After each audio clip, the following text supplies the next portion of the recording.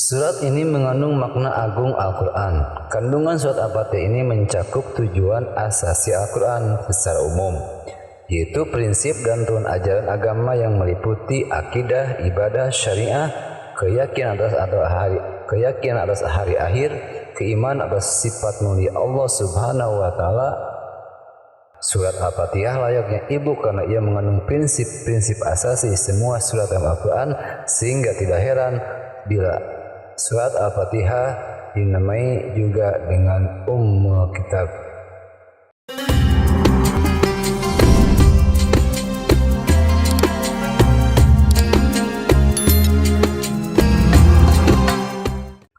Assalamualaikum warahmatullahi wabarakatuh. Di video kali ini kita semua akan bersama-sama belajar memahami surat Al-Fatihah. Baiklah sahabat Jasnoa, langsung saja kita bersama-sama pada pembahasan pokok, yaitu tentang surat Al-Fatihah.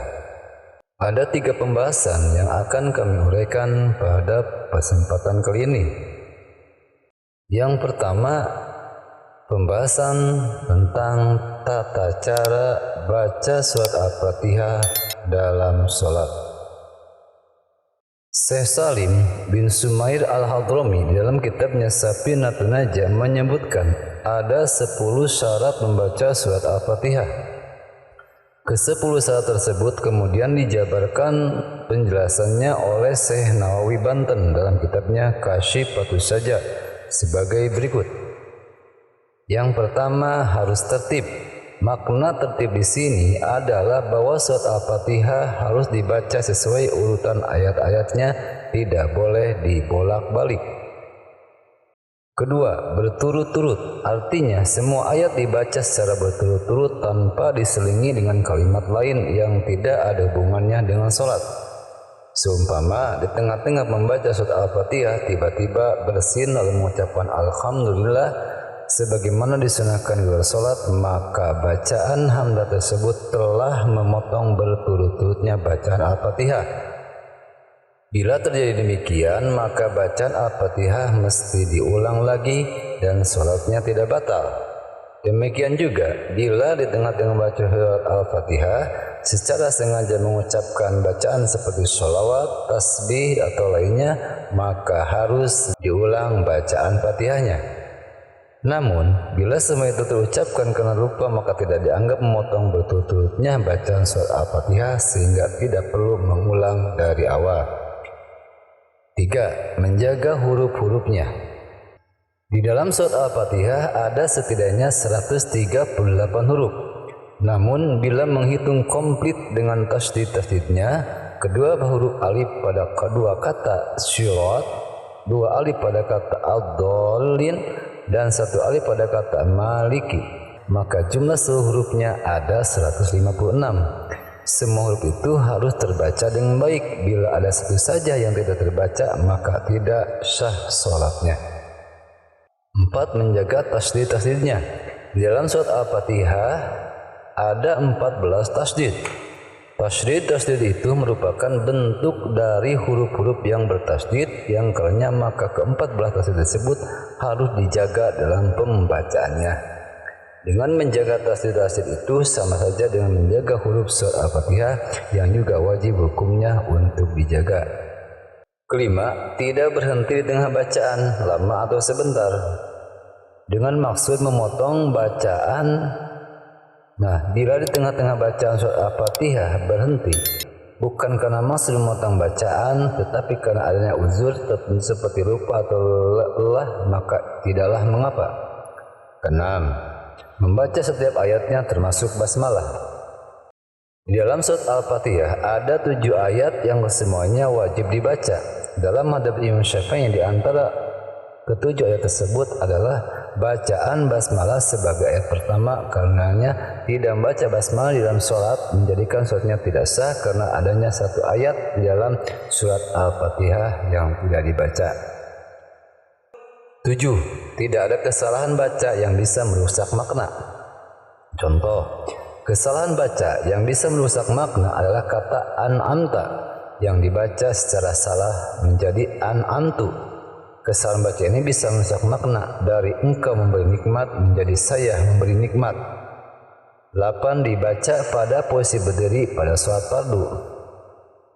Setiap huruf yang ada di dalam surat Al-Fatihah harus terbaca pada saat posisi orang yang sholat dalam keadaan berdiri.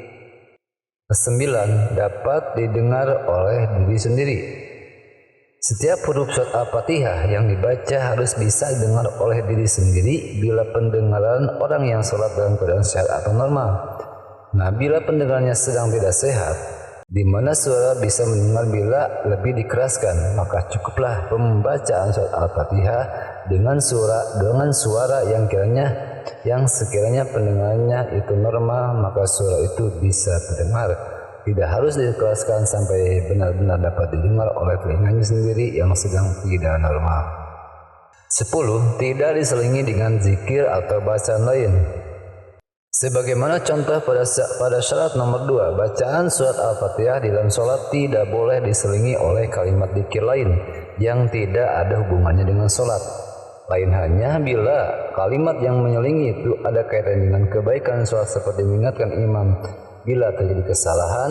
Sebagai contoh, ketika imam baca ayat atau surat setelah membaca Al-Fatihah lalu terjadi kesalahan atau kelupaan bacaan umpamanya, maka makmum boleh mengingatkannya meskipun dia sendiri sedang baca surat Al-Fatihah.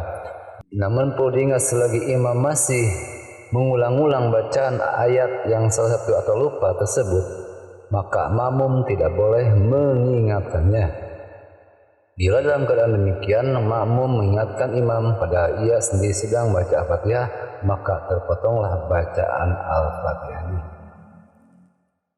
Sahabat Kilas Doa, selanjutnya penjelasan atau pembahasan tentang kandungan surat Al-Fatihah.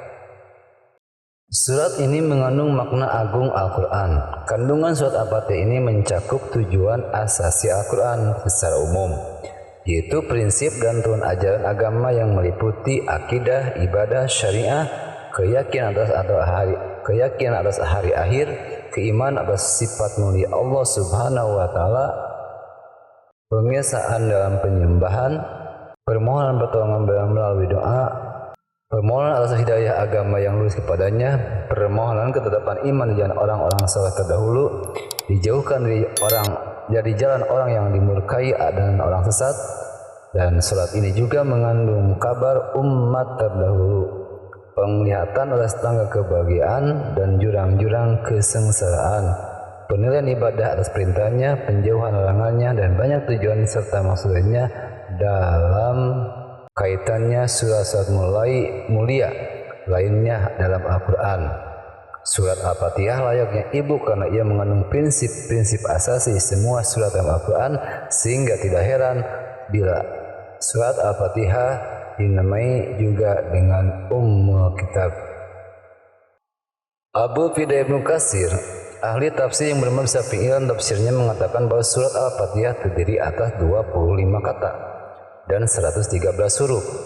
Ibnu Katsir menyebutkan belasan nama surat Al-Fatihah, yaitu Al-Fatihah artinya pembuka Al-Quran, Ummul Kitab artinya induk Alkitab, Ummul Quran artinya induk Al-Quran, As-Sab'ul Masani artinya 7 ayat yang diulang-ulang, Alhamdu artinya pujian, As-Sholah artinya sholat, As-Syifa artinya obat, Ar-Ruqyah artinya mantra atau jampi, Asasul Quran artinya pondasi Al-Quran, Al-Waqiyah pelindung, Al-Kafiyah yang mencukupi, Suratul Sholah atau bacaan sholat, dan Al-Kanju artinya perbendaraan. Sahabat Kilas Doa, penjelasan selanjutnya yaitu tentang keistimewaan membaca surat Al-Fatihah. Dan berikut keistimewaan surat Al-Fatihah. 1. Mengandung 7 ayat pujian dibaca berulang-ulang. Keistimewaan nomor kedua, jalinan hubungan antara hamba dan Allah sebagai pernyataan keimanan dan permohonan makhluk kepada Allah Subhanahu wa Ta'ala. Keistimewaan surat Al-Fatihah nomor ketiga, yaitu surat Al-Fatihah dan penutup surat Al-Baqarah adalah 2 cahaya Allah Subhanahu wa Ta'ala yang hanya diberikan pada Rasulullah SAW. Keistimewaan nomor keempat, Allah Subhanahu wa taala akan memberikan apa yang terkandung dalam surat Al-Fatihah walaupun membaca satu huruf. 5. Sebagai penyembuhan. Nah, sahabat sekalian, itulah salah satu sedikit pembahasan tentang bacaan surat Al-Fatihah yang benar, madu Arab, Latin dan artinya, dan hal-hal yang penting yang berhubungan dengan surat Al-Fatihah tersebut. Mohon maaf jika masih banyak kekurangan dalam segi penerangan dan penyampaiannya. Silakan tinggalkan komentar jika ada yang kurang dimengerti, kami ingatkan juga. Jangan lupa untuk selalu bantu kami dengan cara like, komen, supaya channel ini lebih berkembang dan maju ke depannya. Dan bagi kalian yang baru bergabung, silakan aktifkan dulu tombol loncengnya agar selalu update mendapatkan info-info terbaru dari channel Kilas Doa ini. Sekian dan terima kasih. Wassalamualaikum warahmatullahi wabarakatuh.